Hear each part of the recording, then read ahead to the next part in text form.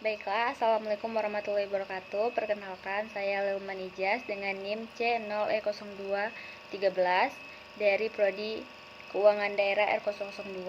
Baiklah, di sini saya akan menjelaskan mengenai mata kuliah akuntansi keuangan publik yang berjudul karakteristik dan lingkungan sektor publik. Poin yang pertama yaitu ruang lingkup akuntansi keuangan publik. Yang pertama, definisi adalah kewajiban yang diberikan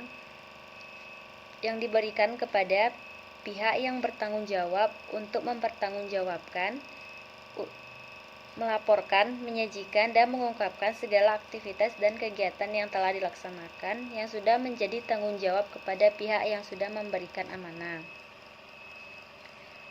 Poin yang kedua, karakteristik dari akuntansi sektor publik. Yang pertama, fokus pada sifat lembaga, di mana fokus pada sifat akuntansi ini adalah khusus organisasi non-profit yang tidak menghasilkan laba seperti lembaga pemerintahan. Yang kedua, fokus pada tujuan lembaga, di mana fokus untuk sektor publik hanya menyediakan informasi pelayanan pada publik. Pelayanan untuk publik ini dilakukan bertujuan untuk meningkatkan kesejahteraan dari masyarakat. Yang ketiga, fungsi dan tujuan laporan keuangan. Yang pertama, kepatuhan dan pengelolaan. Yang kedua, akuntabilitas dan pelaporan retrospektif. Yang ketiga, perencanaan dan informasi otorisasi. Yang keempat, kelangsungan organisasi. Yang kelima, hubungan masyarakat.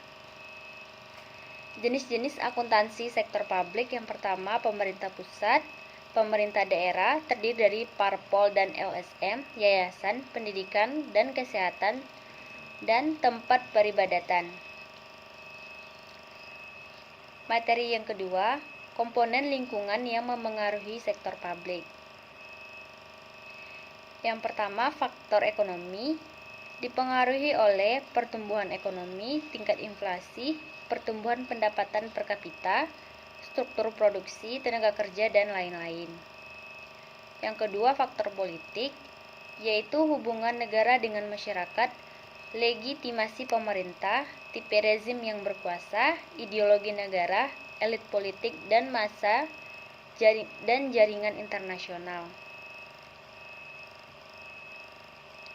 Yang ketiga, faktor kultural, yaitu keragaman suku, ras, agama, bahasa, dan budaya, sistem nilai di masyarakat, historis, sosiologi masyarakat, karakteristik masyarakat. Poin yang ketiga, perbedaan laporan keuangan pemerintah dengan laporan keuangan swasta. Pada laporan keuangan pemerintah, yang pertama, fokus pada finansial dan politik. Yang kedua, kinerja diukur secara finansial dan non-finansial. Yang ketiga, pertanggungjawaban kepada parlemen dan masyarakat luas. Yang keempat, berfokus pada bagian organisasi, melihat ke masa depan secara detail. Aturan pelaporan ditentukan oleh Departemen Keuangan. Laporan keuangan diperiksa oleh Treasurer. Yang kedelapan, cash accounting. Sedangkan swasta, yang pertama lebih fokus kepada finansial, sebagian besar kinerja diukur secara finansial, pertanggungjawaban kepada pemegang saham dan kreditur. Yang keempat, berfokus pada organisasi secara keseluruhan. Yang kelima, tidak dapat melihat masa depan secara detail. Yang keenam, aturan pelaporan ditentukan oleh undang-undang, standar akuntansi, pasar modal, dan praktik akuntansi. Sekian, terima kasih. Assalamualaikum warahmatullahi wabarakatuh.